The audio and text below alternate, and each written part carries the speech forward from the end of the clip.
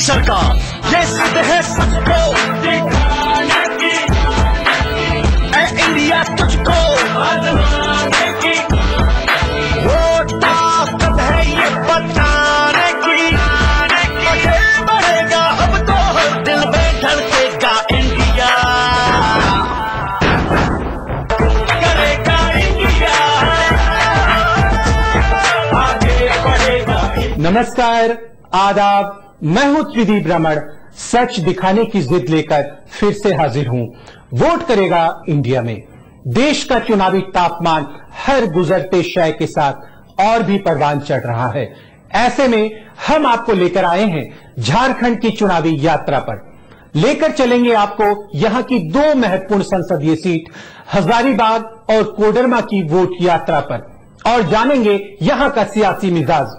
हर रोज की तरह आज भी हमारा साथ देने के लिए स्टूडियो में मौजूद हैं देश के जाने माने चुनाव विश्लेषक अरविंद मोहन मिश्र। अरविंद जी, बहुत बहुत स्वागत है आपका वोट करेगा इंडिया में। अरविंद जी, अगर हम बात हजारीबाग की करें तो पहली चुनावी तस्वीर क्या दिखती है आपको? इस बार यशवंत सिन्हा मैदान में नहीं है, उनके पुत्र जयंत मैदान में उतरे हैं बीजेपी की टिकट पर। यशवंत सिन्हा की जैसी इमेज रही है और जिस तरह से झारखंड उन पर गर्व करता है, हजारीबाग और झारखंड, उस हिसाब से उनके बेटे को मुश्किल नहीं होनी चाहिए। लेकिन सामान्य तौर पे देश के और हिस्सों में जितनी बीजेपी की स्थिति अच्छी दिख रही है, मेरे ख्याल से झारखंड उससे अछूता है। झारखंड में मुश्किल है। झारखंड काफी सीटें वो पहले जीते हुए हैं और काफी आपसी लड़ाई झारखंड में अभी भी है। मुझे लगता है कि तब भी हजारीबाग की सीट पे किसी किस्म का डिबेट नहीं था, किसी किस्म का झगड़ा नहीं है, तो जयंत को ज्यादा दिक्कत नहीं होनी चाहिए। अरविंद जी, संघ एक प्लान लेकर आया था कि बीजेपी के 75 प्लस नेता जो हैं उनको राजनीति से, सक्रिय राजनीति से रिटायर हो जाना चाहिए और उनको अभिभावक की भूमिका में आ जाना चाहिए। उनको राज्यसभा जाने की बात हुई थी और अडवाणी नहीं माने, मुरली मनोहर जोशी नहीं माने। यशवंत सिन्हा पहले नेता थे जो आसानी से मान गए। प्रशासनिक सेवा में थे, उसके बाद पॉलिटिक्स में आए हैं, संघ वाले नहीं है। लेकिन एक खास उम्र पे आके उनको ये लगा कि अब हो गया काफी, अब नए जनरेशन को अवसर देना चाहिए और तो ये अपने पुत्र के लिए रास्ता प्रशस्त करना था उनको। दोनों चीजें इसमें हो गई, तो गंगा भी नहा लिया और एक ड्यूटी दूसरी भी पूरी हो गई, तो मेरे ख्याल बेटे को आगे करने का एक अवसर उनको दिखा। अरविंद मोहन से हमारी बातचीत आगे भी जारी रहेगी। आज भी प्रोग्राम के आखिर में दिखाएंगे वायरल होता कोई एक वीडियो। कटरीना के साथ आजकल कैसा चल रहा है? पर प्रोग्राम का आगाज होगा सियासी नेपथ्य की आहटों को स्वर देने की कोशिशों से। तो लीजिए, प्रस्तुत है सियासी गपशप का एक नया अंदाज, चुनावी चटपट।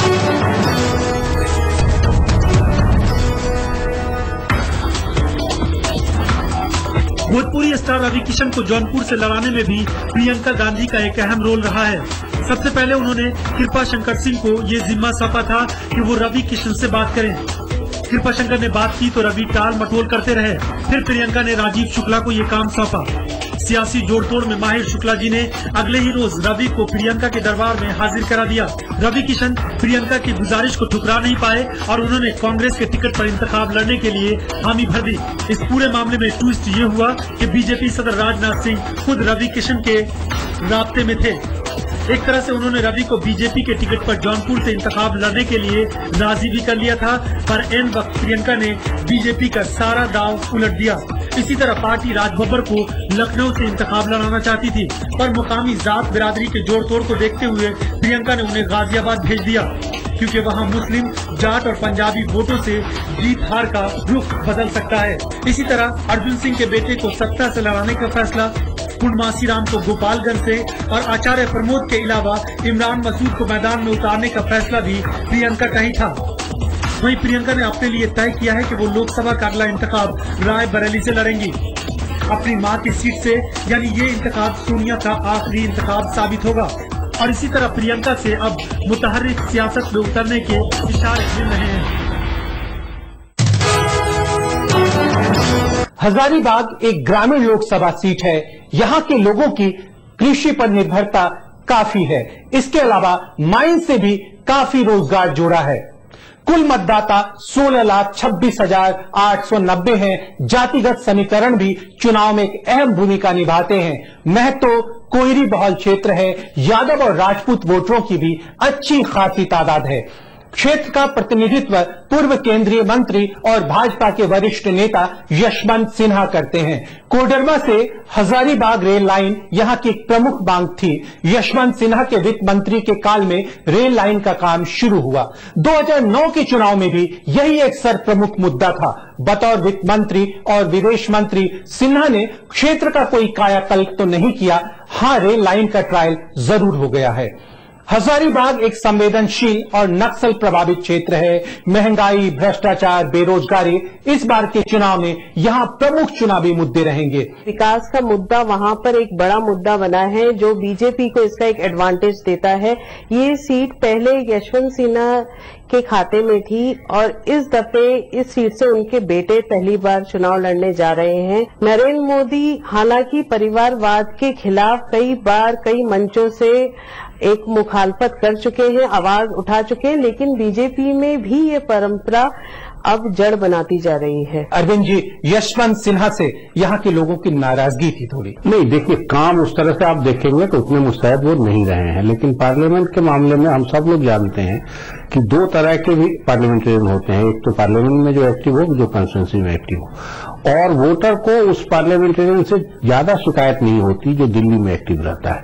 दिल्ली में हर मोर्चे पे अगर उनकी कंस्टिट्यूंसी का नाम हो रहा है, उनका एमपी वहां हर डिबेट में हिस्सा लेता है, हर पॉलिटिकल एक्टिविटी में वो। अरविंद जी, ऐसा तो नहीं है कि अपने बारे में इतना एंटी इनकम्बेंसी देखकर उन्होंने अपने पुत्र को मैदान में उतारा हो? मेरे ख्याल यशवंत सिन्हा बहुत मैदान छोड़ के भागने वाले नहीं है। जब से पॉलिटिक्स में आए हैं तब से उन्होंने इस तरह से बचने बचाने वाला पॉलिटिक्स नहीं किया है। चलिए, यशवंत सिन्हा भागने वाले नेताओं में नहीं है। अरविंद मोहन से हमारी बातचीत का सिलसिला आगे भी जारी रहेगा। फिलहाल वक्त है एक छोटे से ब्रेक का। सच दिखाने की जिद बनी रहेगी। आप बने रहिए हमारे साथ। हम लौट कर आते हैं पल दो पल में। फिलहाल जो स्थिति हजारीबाग की नजर आती है तो यहाँ कांग्रेस का पलड़ा भारी दिखता है बीजेपी पर। 2014 के महासमर को एक नया चुनावी कलेवर देने वाले प्रोग्राम वोट करेगा इंडिया में आपका स्वागत है। ब्रेक पर जाने से पहले आप देख रहे थे हजारीबाग का चुनावी हालचाल। आइए अपनी उसी यात्रा को आगे बढ़ाते हैं। यशवंत सिन्हा के पुत्र जयंत पिछले 6 महीने से क्षेत्र में सक्रिय थे। विदेश से पढ़े लिखे हैं और एक विदेशी फर्म में कार्यरत रहे जयंत पहली बार कोई चुनाव लड़ रहे हैं। कांग्रेस ने विधायक सौरभ नारायण सिंह को अपना उम्मीदवार बनाया है। ये रामगढ़ के पद्मा स्टेट घराने से ताल्लुक रखते हैं, मृदुभाषी हैं। 2009 में कांग्रेस ने यशवंत सिन्हा के खिलाफ इन्हें ही मैदान में उतारा था। सुदेश महतो की आजसू ने भाजपा के टिकट पर 3 बार चुनाव जीते लोकनाथ महतो को अपना उम्मीदवार बनाया है। जनता दल एम ने चाणक्य आईएएस अकादमी चलाने वाले एके मिश्रा को टिकट दिया है, जो पहली बार राजनीति का ककहरा सीख रहे हैं। सीपीआई ने बीपी मेहता को मैदान में उतारा है। यशवंत सिन्हा के अक्खर ब्यूरोक्रेटिक स्वभाव की वजह से पार्टी कैडर नाराज है। कईयों ने बस उनके स्वभाव के चलते पार्टी छोड़ी है। आंसू के टिकट पर चुनाव लड़ रहे लोकनाथ महतो उनमें से एक हैं। जयंत को पार्टी टिकट मिलने से पार्टी में विद्रोह की स्थिति है। भाजपा के पूर्व सांसद यदुनाथ पांडे बतौर निर्दलीय चुनाव लड़ सकते हैं। भाजपा की गुटबाजी का लाभ सौरभ नारायण को मिल रहा है, नहीं तो बतौर विधायक उनका ट्रैक रिकॉर्ड इतना अच्छा कभी नहीं रहा। राहुल गांधी का रोड शो यहाँ फ्लॉप रहा, जबकि नमो की हवा है। हजारीबाग ओबीसी बहुल क्षेत्र है, यहाँ पर कोयरी और महतो की संख्या अधिक है। तो जातीय आधार पर अगर देखेंगे तो यहाँ आजसू भी लड़ाई में है और कांग्रेस से सौरभ नारायण सिंह है, जिनका एक राजघराने से संबंध रखते हैं, पर फिर भी वो डाउन टू अर्थ एक विधायक के रूप में उनकी छवि रही है इलाके में, जिसका उनको एक एडवांटेज मिलेगा। और फिलहाल जो स्थिति हजारीबाग की नजर आती है तो यहाँ कांग्रेस को का पलड़ा भारी दिखता है बीजेपी पर। क्या इसी के भरोसे हैं जयंत? अरविंद जी, पूरे झारखंड में शुरू में भी मैंने कहा बीजेपी बहुत ही बुरी हालत में है। सिर्फ इस कंस्टिट्यूंसी का मामला नहीं है, हर कंस्टिट्यूंसी पे एक दूसरे की टांग खींचना, एक दूसरे को हराने का काम करना, या किसी ऐसे कैंडिडेट को आने न देना जो बात थोड़ा भी है। अरविंद जी, यशवंत सिन्हा के अक्खड़ स्वभाव की वजह से बहुत सारे नेता नाराज रहते हैं। लोकनाथ महतो उन्हीं की वजह से पार्टी छोड़कर देखिए, यशवंत बाबू का कद थोड़ा बड़ा, औसत जो झारखंडी कद है बीजेपी नेताओं का, उसकी तुलना में उनका कद काफी बड़ा था, तो इसलिए वो बहुत बातें बर्दाश्त नहीं करते थे और बहुत बोल देते थे कई बार। तो और वैसे पार्टी यूनिट में जो बहुत लोकल लेवल का वर्कर काम करता है उस तरह से काम भी नहीं किया। अरविंद जी, हर मौके पर मुख्यमंत्री बनने की चाहत झारखंड की, क्या यह चाहत अभी जिंदा रहेगी? देखिए, झारखंड में एक तरह की परंपरा हो गई है कि गैर आदिवासी मुख्यमंत्री नहीं होगा। अगर ये परंपरा नहीं होती तो मुझे लगता है कि बीजेपी की तरफ से जो सबसे बड़े दावेदार थे वो यशवंत बाबू ही थे और वो हो गए होते अब तक। अगर ये परंपरा चलती रही कि आदिवासी ही मुख्यमंत्री बनेगा, तब तो कोई चांस नहीं है, और उम्र भी जिस लेवल पे है उसमें अब बहुत ज्यादा उनके लिए अवसर नहीं। हजारीबाग की निर्णायक चुनावी तस्वीर क्या दिखती है आपको? तस्वीर ये है कि पिछली बार जेएमएम कैंडिडेट को 50,000 से करीब ऊपर वोट मिले थे और कांग्रेसी कैंडिडेट 40,000 वोट से हारा था। तो इस बार अलायंस होते ही अगर यही वोट जुड़ जाए तो वो काफी अच्छे पोजीशन में आ जाएगा। जयंत नए हैं, अगर पुराने यहाँ से जो कहानी चल रही है कि पुराने सांसद टाल ठोक रहे हैं वो भी मैदान में उतर जाएंगे, तो अगर वो मैदान में आए या बीजेपी के इंटरनल पॉलिटिक्स से नुकसान हुआ जयंत को, तो सौरभ सिंह के लिए ये अवसर होगा। सौरभ भी मजबूत पॉलिटिकल उम्मीदवार हैं, कमजोर नहीं है, पिछली दफे भी लड़े हैं, विधायक अपने बल पे बने हैं। आइए अब आपको लेकर चलते हैं झारखंड की एक अन्य महत्वपूर्ण संसदीय सीट कोडरमा की चुनावी यात्रा पर। कोडरमा लोकसभा सीट हजारीबाग के बॉर्डर से लगी हुई है, ग्रामीण क्षेत्र है, माइका की माइंस है, इसके चलते इकोनॉमिक जोन में शुमार है, नक्सल प्रभावित क्षेत्र है, यादव और मुस्लिम वोटर्स यहां निर्णायक स्थिति में हैं। करीब 4 लाख यादव मतदाता हैं। कुशवाहा, कुर्मी, महतो, भूमिहार, मारवाड़ी और मोदी वोटरों की भी एक अच्छी खासी तादाद है। कोडरमा संसदीय सीट के अंतर्गत 6 विधानसभा सीटें आती है, जिनमें से 4 गिरिडीह और 2 कोडरमा हजारीबाग बॉर्डर के अंतर्गत आती है। कोडरमा की संसद में रहनुमाई झारखंड विकास मोर्चा प्रजातांत्रिक के मुखिया बाबूलाल मरांडी करते हैं। मरांडी के बारे में क्षेत्र के लोगों की आम धारणा है कि वे क्षेत्र के विकास के जो वादे करते हैं उसे निभाते नहीं हैं। 2005 में बाबूलाल ने रीतलाल वर्मा की विधवा चंपा वर्मा, जो झारखंड मुक्ति मोर्चा की उम्मीदवार थी, उन्हें पराजित किया था। 2006 के चुनाव में कांग्रेस के मनोज कुमार यादव को हराया और 2009 में भाकपा माले के राजकुमार यादव को शिकस्त दी। पर 2014 के चुनाव में शिबू सोरेन से अपनी 15 साल पुरानी दुश्मनी साधने के लिए बाबूलाल मरांडी अपनी सीट बदलकर दुमका चले गए हैं। समाजवादी पार्टी ने जयदेव चौधरी को मैदान में उतारा है। बाबूलाल मरांडी जो यहाँ सिटिंग एमपी थे वो अब शिफ्ट हो गए दुमका। उनको शायद इस दफे अपनी जीत का उतना आसार मजबूत नहीं दिख रहे थे और विकास का काम यहाँ ना के बराबर हुआ है, तो शायद इसलिए वो दुमका शिफ्ट कर गए हैं। और मोदी की लहर यहाँ पर है, राहुल गांधी का फैक्टर यहाँ ज्यादा नजर नहीं आता है। मुकाबला त्रिकोणीय रहेगा कांग्रेस, राजद और जेवीएम-पी के बीच। वोट करेगा इंडिया में फिलहाल वक्त है एक छोटे से ब्रेक का। ब्रेक से लौटकर हम जानेंगे कि कोडरमा की चुनावी बिसात पर अन्य राजनीतिक दलों ने अपने मोहरे कैसे सजा रखे हैं।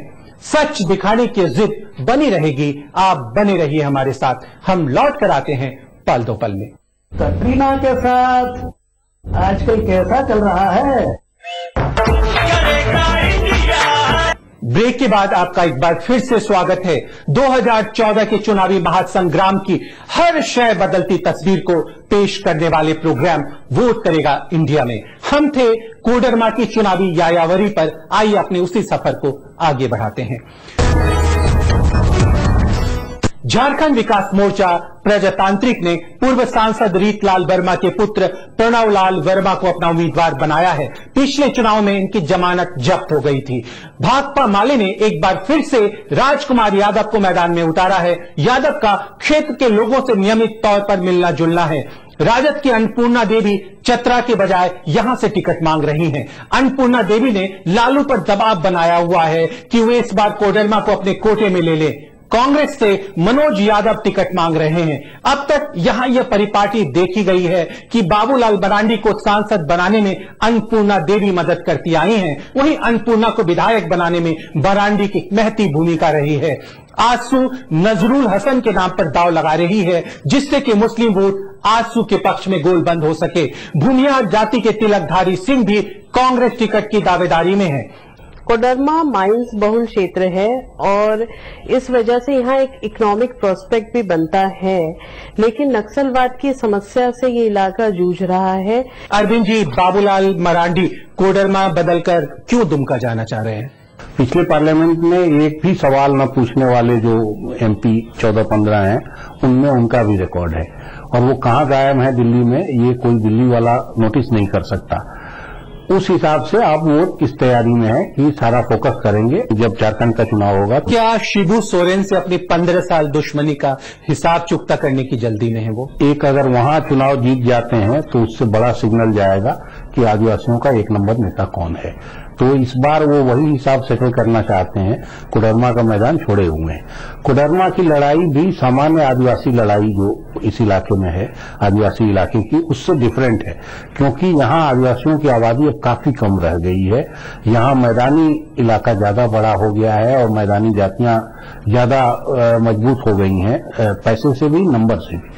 तो यहाँ की लड़ाई भी काफी कुछ बिखरी हुई है। अरविंद जी, कोडरमा संसदीय सीट की एक विडंबना रही है कि यहाँ से कोई सर्वमान्य नेता उभर कर सामने नहीं आ पाया।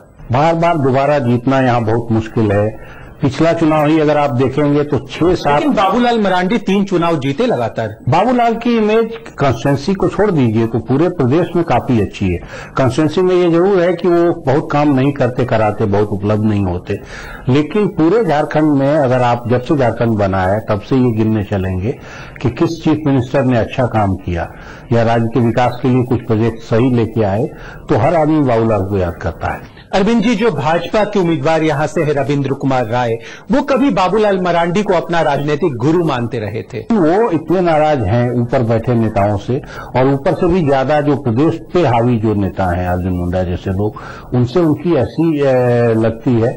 अरविंद जी, राहुल गांधी का क्षेत्र में कोई खास असर नहीं दिखता? नहीं, कांग्रेस का असर आप देखिए, राहुल गांधी का असर नहीं देखिए। और अगर अलायंस आरजेडी के साथ है तो कांग्रेस आरजेडी का कैंडिडेट मुझे लगता है कि ऐसे ही काफी मजबूत हो जाएगा। लेकिन अरविंद जी, मुस्लिम मतदाताओं का रुख देखते हुए ये लग रहा है कि जो भी भाजपा को हराएगा वो उसको गोलबंद होकर वोट करेंगे। शेड्यूल कास्ट वोट 15% है और 15% ही मुसलमान वोट है। 15% कम नहीं होता, जो काफी बड़ा है, और बीजेपी को बहुत मुश्किल होगी इस 15 को माइनस करके चुनाव लड़ने में। आहिरों की आबादी काफी बड़ी है, उसमें भी बीजेपी बहुत से, वो भी पोलराइज काफी कुछ। अगर अन्नपूर्णा देवी आती हैं लड़ने तो वो भी, और कांग्रेसी कैंडिडेट भी एक जो कम से कम दावेदार अभी दिख रहा है वो भी यादव।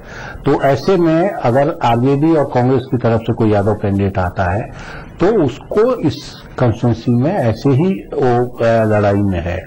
भाजपा, राजद और कांग्रेस, क्या इन तीनों के बीच आपको त्रिकोणीय लड़ाई लगती है यहाँ? अभी देखिए, ये पूरी लड़ाई खुली हुई है अभी मैं कहूंगा, और एक बड़ा प्लेयर अभी बाबूलाल एब्सेंट होके भी यहाँ रहेंगे। वो किसके हाथ में थोड़ा झुकते झुकाते हैं, ये भी देखने की बात होगी। अरविंद जी, लेकिन आजसू ने एक मुस्लिम उम्मीदवार उतारा है मैदान में, तो उसको कितना फायदा मिलेगा? इग्नोर करने लायक ताकत नहीं है, लेकिन मुझे नहीं लगता कि वो मुख्य मुकाबले में अपने कैंडिडेट को। अरविंद जी, कोडरमा के बारे में माना जाता है कि यहाँ ठेकेदार जो है वो चुनाव लड़वाते हैं और जिताते हैं, ऐसी धारणा क्यों बन गई है? कोडरमा ठेकेदारों का ही इलाका है, बहुत बड़े बिजनेस का सेंटर रहा है। पहले तो अवरक का बिजनेस था, अवरक का बिजनेस अब काफी कम हुआ है, लेकिन वो पैसे वाले लोग और वो लोग तो इसलिए तलैया की बात वही कह रहे हैं। तो ठेकेदारी करिए, गाना सुनिए, अपना नाम रेडियो को सुनते रहिए, ये शौक है लोगों का, तो चुनाव में भी वो शौक अपना चलाते हैं। तो कोडरमा के ड्रामे में कौन होगा नायक? अभी नायक कहना एक दफे में मुश्किल है, क्योंकि लड़ाई अभी कैंडिडेट भी बहुत क्लियर नहीं हुए हैं। अभी कैंडिडेट क्लियर होने में टाइम लगेगा। लेकिन अगर कांग्रेस आरजेडी का एक कैंडिडेट आता है तो मुझे लगता है कि सामान्य ढंग से वो अच्छी लड़ाई लड़ेगा। आइए अब आपको दिखाते हैं YouTube पर लोकप्रियता का नया कीर्तिमान बना रहे वायरल होते वीडियो को। अरे कट गई मोदी जी, आपकी पकड़ कट गई। अरे पर इसमें हंसने की क्या बात है, इसकी नहीं करती, आपकी तो कितनी बार कर चुकी है। मुझे तो पता चला है कि आपकी पतंग को तो न जाने कितने ही लोग उड़ा रहे हैं।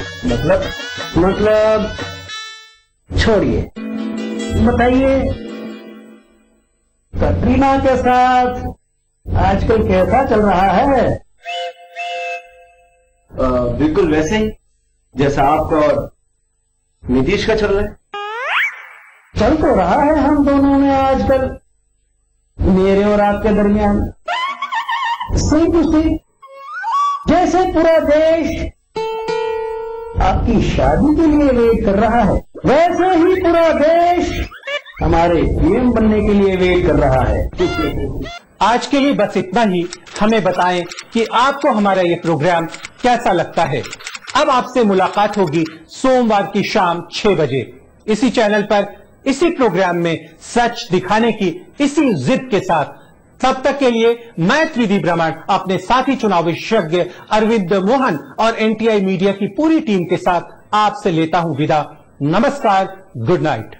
आज हम आपको एक वीआईपी सीट में शुमार होने वाली नागपुर की चुनावी यात्रा पर ले चलेंगे, जहां भाजपा को अपरोक्ष रूप से संचालित करने वाले संघ का मुख्यालय है। वोट करेगा इंडिया, आगे बढ़ेगा इंडिया। वोट करेगा इंडिया, आगे बढ़ेगा इंडिया।